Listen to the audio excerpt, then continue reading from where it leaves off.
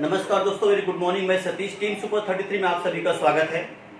जैसा कि पिछले वीडियोस में हम मॉडर्न हिस्ट्री के वायसराय गवर्नर पे डिस्कस कर रहे थे और आपको पता है 1757 से लेके 1848 तक हम डिस्कशन कर चुके थे कौन कौन से भारत में वायसराय गवर्नर या गवर्नर जनरल आए जिन्होंने यहाँ पर अपना अलग अलग योगदान दिया या अच्छे या गंदे जो भी कार्य कराए वो आपको सब पता हो चुके हैं। अब हम ऐसे वायसराय गवर्नर के बारे में डिस्कस करेंगे जिनका रोल भारत में अति महत्वपूर्ण रहा हुआ। चलिए दोस्तों आगे देखते हैं।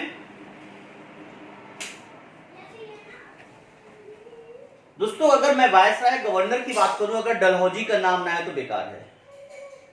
सबसे ज्यादा जो क्वेश्चन रिपीट मार रहा है इस समय एग्जाम, डलहौजी का क्वेश्चन अक्सर पेपर में आ रहा है। आप आयोग की परीक्षा में उठा के देखिए, वनडे के जितने एग्जाम 5 साल में हो उनको उठा के देखिए, आपको 100% डलहौजी से एक क्वेश्चन आपको मिल जाएगा। भारत में डलहौजी 1848 से 1856 तक इन्होंने राज किया। इनके समय में कई ढेर सारे महत्वपूर्ण कार्य हुए हैं। मैंने एक ऐसा शॉर्टकट बनाया है कि इसको आप हंसते खेलते मजाक में तैयार कर लीजिए और आपको 100% उनके द्वारा किए गए सारे कार्य तैयार हो जाएंगे। वो शॉर्टकट आपके सामने बोर्ड पर है, बहुत अच्छा सा है।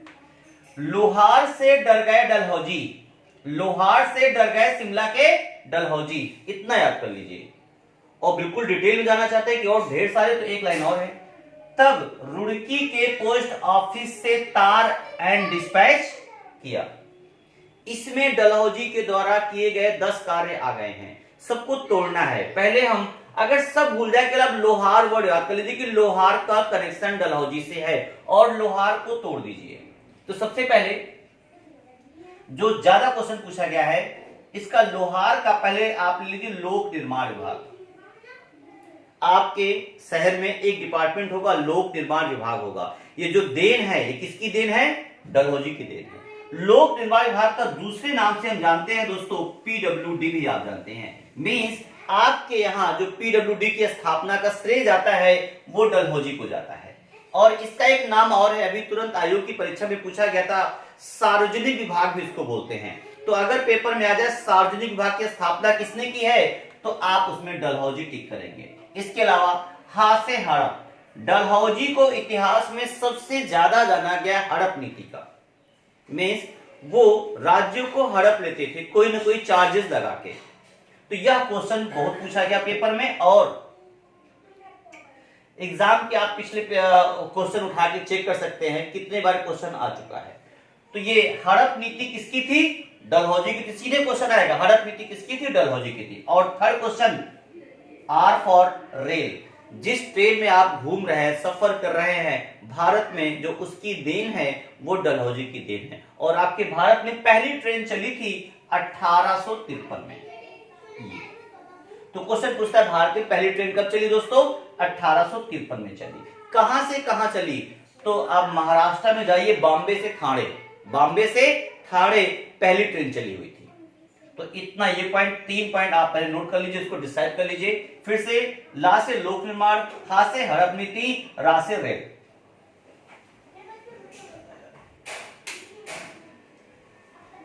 चलिए आगे चलते हैं। लोहार से डर गए, डी डा, डी फॉर डॉग, जो आपके यहाँ चिट्ठी पत्री आती है, डाक विभाग जो आपके यहाँ बना है, इसकी स्थापना का श्रेय भी किसको देंगे आप? डलहौजी को ही। फिर शिमला, शिमला फेमस है। उस समय जैसे इसमें बड़ी गर्मी पड़ रही है, आपको भी एहसास, मुझे भी एहसास हो, गर्मी पड़ रही है दोस्तों। गर्मी के दिनों में तब एसी की व्यवस्था हुआ नहीं करती थी, तो लोग क्या करते थे, अपनी राजधानी शिफ्ट कर देते थे। तो गर्मी के दिनों में इनकी राजधानी शिमला हुआ करती थी। शिमला में जाके सारा पोस्ट, अपना जो भी ऑफिशियल कार्य है वहीं से बैठ के किया करते थे। तो ये क्वेश्चन पूछा गया है कि गर्मी के दिनों में उस समय राजधानी कहां शिफ्ट हो जाती थी? तो कहां? शिमला। और ये सब करने वाले कौन थे? डलहौजी। अगर आप इस नीचे वाले शॉर्टकट को नहीं याद करना चाहते, मत याद करें, केवल ऊपर का देखिए, लोहार से डर गए शिमला के डलहौजी, यहीं से क्वेश्चन आपको मिल जाएगा वनडे स्तर की अगर आप तैयारी कर रहे हैं। लेकिन अगर आप आयोग की तैयारी कर रहे हैं, अन्य एग्जाम की तैयारी कर रहे हैं, तो आपको नीचे वाला भी देखना पड़ेगा। नीचे की हेडलाइन क्या देखिए जरा, तब रुड़की के पोस्ट ऑफिस से तार एंड डिस्पैच किया। रुड़की का सेंस है रुड़की इंजीनियरिंग कॉलेज आपके इंडिया में फेमस है। रुड़की इंजीनियरिंग कॉलेज की जो स्थापना की है वो डलहौजी की देन है दोस्तों। इसके अलावा पोस्ट ऑफिस इन्हीं की देन है। इसके अलावा तार, जो कहते थे पिया ने किया है तार, उस समय पहले तार की व्यवस्था होती थी, वो तार व्यवस्था जो होती थी वो भी किसकी देन है? डलहौजी की देन है। और लास्ट में एक आया था वुड डिस्पैच आया था, वुड डिस्पैच। ये क्वेश्चन बहुत पूछा गया है कि वुड डिस्पैच किसकी देन है, तो किसकी देन है? ये आपकी डलहौजी की देन है। इन सब पे वुड डिस्पैच क्या है, मैग्ना कार्टा क्या है, ये सब पे बाद में डिस्कस करेंगे। पहले मेरा उद्देश्य है कि डलहौजी आपके भारत में क्या क्या अच्छा और क्या क्या बुरा करते गए। तो देखा जाए ट्रेन चलवाई तो हमारे भले नहीं, अपने भले के लिए चलवाई होगी, क्योंकि इनको जो भी हमारे यहाँ कच्चा माल पैदा होता था एक जगह से दूसरी जगह ले जाने के लिए ट्रांसपोर्टेशन जो थी, इसलिए मजबूरी में ट्रेन चलवाई। वो आप उसको चाहे अच्छी नीयत से देखें चाहे बुरी। हड़प नीति तो इसकी इनकी बेहद ही फेमस है। तो ये है डलहौजी, जहां से अक्सर एक क्वेश्चन आपको मिलेगा। चलिए दोस्तों आगे देखते हैं। नेक्स्ट यस, उसके बाद 1856 से 62, 1856 से 62 ये आपका केनिंग का कार्यकाल है। केनिंग को समझने से पहले काउंसिल समझिएगा। 1856 से 1862। लास्ट वीडियो मैंने बताया था इकाई जोड़ते चले जाओ। देखिए 6 में 6 जोड़ा 12, 12 का 2 आ गया यहाँ। ये कौन है? केनिंग महोदय है, केनिंग है। इनके समय एक बहुत बड़ा चेंज हुआ। 1858 का एक्ट आया। इस एक्ट के तहत क्या हुआ? अभी तक चल रहा था भारत गवर्नर जनरल, अब यहां से बदल के हो गया वायस राय। इस एक्ट के तहत भारत के गवर्नर जनरल को भारत का वायसराय कहा जाने लगा। किस एक्ट के तहत? 1858 में। तो भारत गवर्नर जनरल अब भारत का वायसराय बन चुका था। तो भारत का प्रथम वायसराय कौन होंगे? केनिंग होंगे। लेकिन भारत का अंतिम गवर्नर जनरल कौन होंगे? ये भी केनिंग होंगे। क्यों? 1856 से 1858 तक इन्होंने एज आ भारत गवर्नर जनरल काम किया, और 1858 से फिर जो 1862 तक रहे होंगे एज अ वायसराय रहे होंगे। यह क्वेश्चन पेपर में बहुत पूछा गया है। किस एक्ट के तहत भारत के गवर्नर जनरल को भारत का वायसराय संबोधित किया गया? 1858 का एक्ट। भारत का अंतिम गवर्नर जनरल कौन था? Lord Canning. भारत का प्रथम वायसराय कौन था? Lord Canning. तो ये चीज मैं समझाना चाह रहा हूं। तो देख लिखा प्रथम viceroy of India Lord Canning. और इन्हीं के समय में महत्वपूर्ण 1857 का विद्रोह हुआ, जिसको हम स्वतंत्रता का प्रथम विद्रोह बोलते हैं। तो क्वेश्चन ये पूछा गया, जब भारत में प्रथम स्वतंत्रता का विद्रोह हुआ, बिगुल फूका गया, उस समय भारत में भारत गवर्नर जनरल कौन थे? तो तत्काल समय में उस समय भारत के गवर्नर जनरल थे लॉर्ड केनिंग थे। सो दोस्तों, विद्रोह के पीछे काफी रीजन थे, चाहे वो डलहौजी की हड़प नीति भी एक मुख्य कारण बनी, क्योंकि जो हड़प नीति उससे काफी अत्याचार हो रहा था, इसलिए कहीं न कहीं विद्रोह, ये भी एक, और भी कई तात्कालिक कारण थे विद्रोह के, उनको बाद में डिस्कस करेंगे हम। चलिए, तो केनिंग का ये हो गया। इसके बाद देखिए 1857 का विद्रोह। इसके अलावा जब महारानी के द्वारा देखा गया ब्रिटेन में कि बहुत अत्याचार हो रहा, तो उन्होंने एक क्या किया, पहले तो इस एक्ट के तहत 1858 के एक्ट के तहत ईस्ट इंडिया के सारे अधिकारों को ले लिया। ईस्ट इंडिया के सारे अधिकारों को ले लिया और सीधे शाही परिवार को दे दिया वहां ब्रिटेन के कि अब आप इसको पूरा देखेंगे, क्योंकि ईस्ट इंडिया कंपनी बहुत ज्यादा अत्याचार कर रही थी, ठीक है, अत्यधिक शोषण कर रही थी। तो कहीं न कहीं इसको संज्ञान में लिया गया। और एक और इलाहाबाद में महारानी विक्टोरिया के घोषणा पत्र को पढ़ा गया 1 नवंबर 1858 को। तो पूछा जाता है महारानी विक्टोरिया के घोषणा पत्र को किसने पढ़ा था? तो महारानी विक्टोरिया के घोषणा पत्र को पढ़ने वाले थे आपके लॉर्ड केनिंग महोदय। और ये कहाँ पढ़ा था? इलाहाबाद। इलाहाबाद में एक सभा हुई थी, वहां पर इन्होंने इस पत्र को पढ़ा था। चलिए, ये हटाने के बाद सबसे महत्वपूर्ण क्वेश्चन देखिए, मोस्ट इम्पोर्टेंट क्वेश्चन दोस्तों ये है, 1861 में इन्होंने बंबई, कलकत्ता और मद्रास, 3 से याद करें, बंबई, कलकत्ता और मद्रास में एक एक उच्च न्यायालय और एक एक विश्वविद्यालय।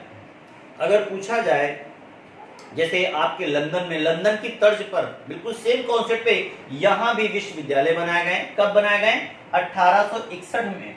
क्या क्या विश्वविद्यालय भी इन्हीं शहरों में बने और इन्हीं शहरों में आपके उच्च न्यायालय भी बने, उच्च न्यायालय की स्थापना की गई। आगे आइए, सबसे ज्यादा क्वेश्चन तो ये दोस्तों आया है 1856 का विधवा पुनर्विवाह। पहले विधवाओं को पुनः शादी करने का राइट नहीं था, लेकिन 1856 में इनके प्रयास से एवं ईश्वरचंद्र विद्यासागर का बहुत अच्छा रोल था, उन्होंने इसमें सराहनीय कार्य किया। तो पूछा जाता है ईश्वरचंद्र विद्यासागर ने कौन सा एक बहुत अच्छा सामाजिक कार्य किया था? तो उनके द्वारा किया गया सबसे अच्छा सामाजिक कार्य था 1856 में विधवा पुनर्विवाह। यह विधवा पुनर्विवाह किसके द्वारा लाया गया था? तो ईश्वरचंद्र विद्यासागर। यह अभी 1 साल पहले परीक्षा में पूछा गया दोस्तों। आगे आइए, आईपीसी इंडियन पेनल कोड, ये किसकी देन है? ये आपके लॉर्ड केनी महोदय की भारतीय दंड संहिता। ये भी किसके समय आया था? लॉर्ड केनी के। तो लॉर्ड केनी के द्वारा देखा जाए सबसे महत्वपूर्ण क्वेश्चन जो पूछे गए पेपर में अभी तक, 1857 का विद्रोह किसके समय में हुआ? लॉर्ड केनी। आईपीसी किसके समय आई? लॉर्ड केनी। बंबई, कलकत्ता, मद्रास में विश्वविद्यालय और उच्च न्यायालय की स्थापना किसके समय हुई? लॉर्ड केनी के समय में। भारत का प्रथम वायसराय लॉर्ड केनी। दोस्तों इतने ही क्वेश्चन सबसे ज्यादा यहां से पिक हुए हैं। आप उठा के पिछले 15 साल के क्वेश्चन सेट को देखिए, आपको खुद क्लियर हो जाएगा कि मेरी बातों में कितनी सच्चाई है। नेक्स्ट,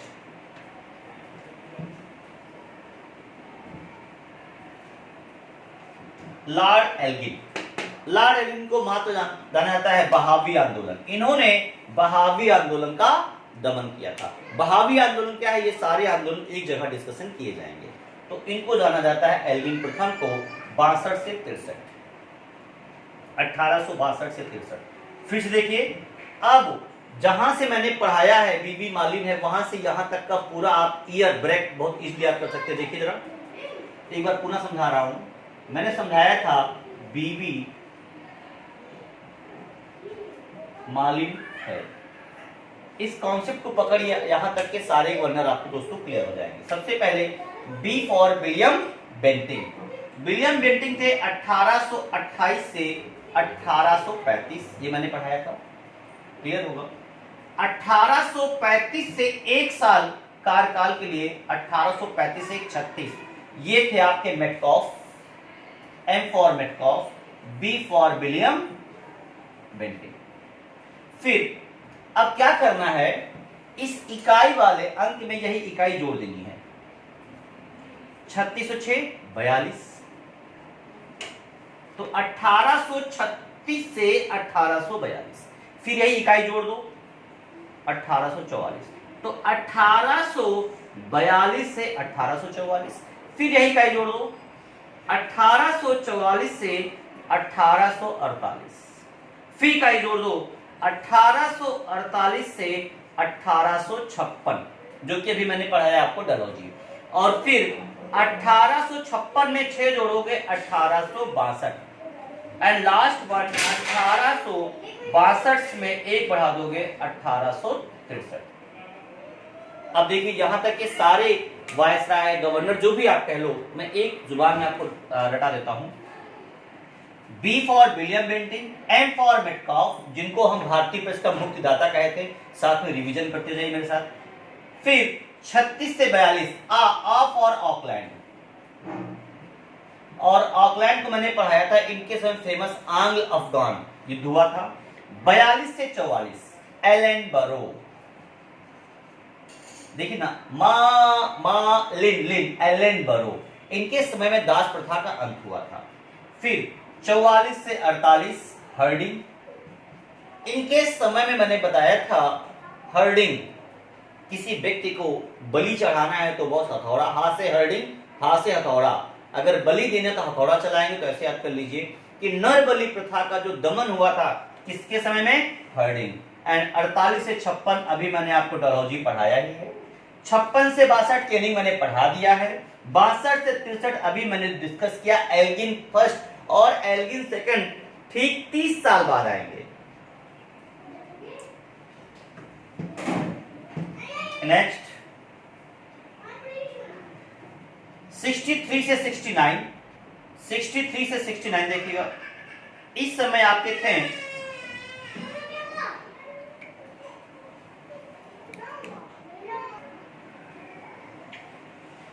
दोस्तों 1863 से 1869 यहां देखिए अकाल युग की स्थापना की गई। इसके अलावा प्रथम समुद्री टेलीग्राफिक सेवा इन्हीं के समय में प्रारंभ की गई। अगर पूछा जाए प्रथम टेलीग्राफिक सेवा किसके समय शुरू हुई है तो जॉन लॉरेंस। इनके समय खास बात, इनको वन विभाग की भी स्थापना हुई है और ये इनकी जो नीति थी उच्च निष्क्रियता की नीति थी। मीन्स अहस्ताक्षेप, इन्होंने भी वही नीति अपनाई। अहस्ताक्षेप मीन्स नॉन इंटरफेयरिंग, उसी को बोलते हैं उच्च निष्क्रियता की नीति। निष्क्रिय मतलब क्या हो रहा, कोई ज्यादा मतलब नहीं है। सो इनसे बहुत ज्यादा क्वेश्चन अभी तक दोस्तों नहीं बने हैं, बस क्रम में है इसलिए आपको बता दिया गया है। अब नेक्स्ट मेयो के समय से काफी क्वेश्चन बने हैं। मेयो का कार्यकाल 1869 से 1872 1872 है। सबसे पहला क्वेश्चन, प्रथम जनगणना किसके समय में हुई? मेयो के समय में हुई। लेकिन यह एक नियमित जनगणना नहीं थी। नियमित तो अभी आगे रिपन के समय में होगी। अगर पूछा जाए पहली बार जनगणना की शुरुआत किस वायसराय के समय में हुई है तो मेयो के समय में हुई। एक क्वेश्चन ये बनता है यहां से। अगला, पंजाब में कूका आंदोलन इन्हीं के समय में हुआ था, ये पूछा जाता है। और मेयो कॉलेज की स्थापना, जो मेयो कॉलेज बहुत फेमस था, वो अजमेर में, राजस्थान के अजमेर में इसकी स्थापना की गई थी। किसके समय में? मेयो के समय में। और भारतीय सांख्यिकी सर्वेक्षण विभाग की स्थापना भी इन्हीं के समय में की गई थी। तो इनके पार्ट से जो सबसे ज्यादा क्वेश्चन आता है ये वाला, पंजाब में कूका और प्रथम जनगणना। बस दो टॉपिक आप याद करिए, यहीं से क्वेश्चन मिलना होगा तो दोस्तों मिल जाएगा। आगे बात चलें, आगे देखते हैं लॉर्ड नाथ बुक। तो इनके समय में 1875 में मोहम्मडन एंग्लो ओरिएंटल कॉलेज की स्थापना की गई थी। और इनके समय में सुएज नहर से जो भारत का आवागमन वो प्रारंभ हो गया था। ब्रिटेन का सुएज नहर से जो शिप का आना जाना प्रारंभ, मीन्स ब्रिटेन से भारत के लिए रास्ता खोल दिया गया था। सुएज नहर का उद्घाटन तो पहले हो गया था, लेकिन भारत में आवागमन खोल दिया गया है। आगे आइए, लास्ट हमारे हैं लॉर्ड लिटन। लिटन को देखा जाए तो बहुत अच्छे कार्यों के लिए जाना जाता है।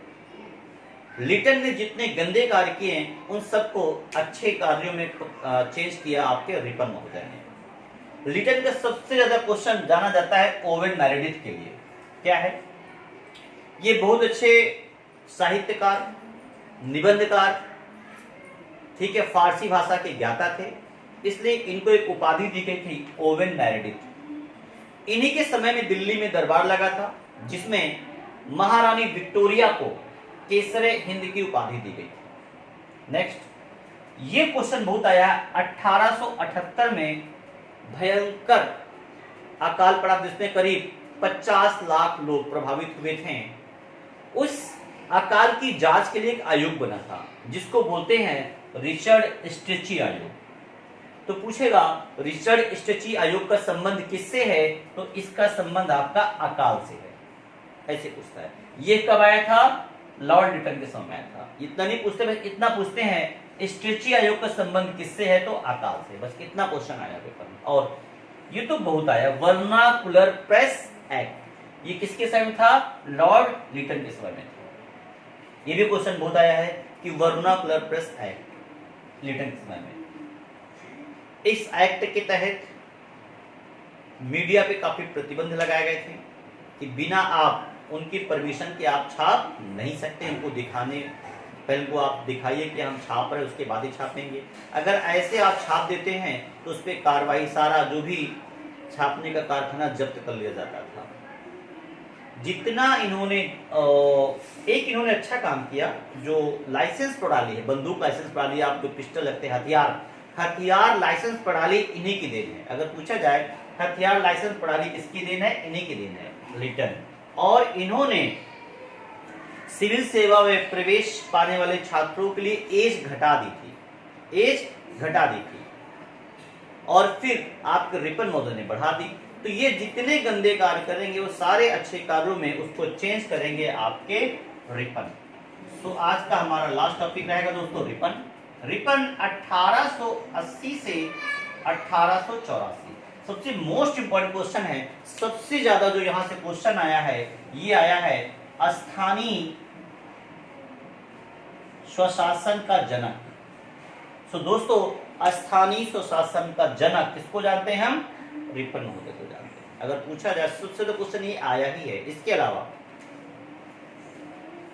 1881 में पहला कारखाना अधिनियम आया था, किसके समय आया था, रिपन के समय आया था। इसके अलावा 1881 में प्रथम नियमित जनगणना की शुरुआत हुई थी। मीन्स जो जनगणना हर 10 साल पे आपके देश में होती है, शुरुआत तो मेयो के समय में हुई थी, लेकिन पहली बार क्लासिफाइड तरीके से, नियमित तरीके से इसकी शुरुआत रिपन महोदय ने कराई।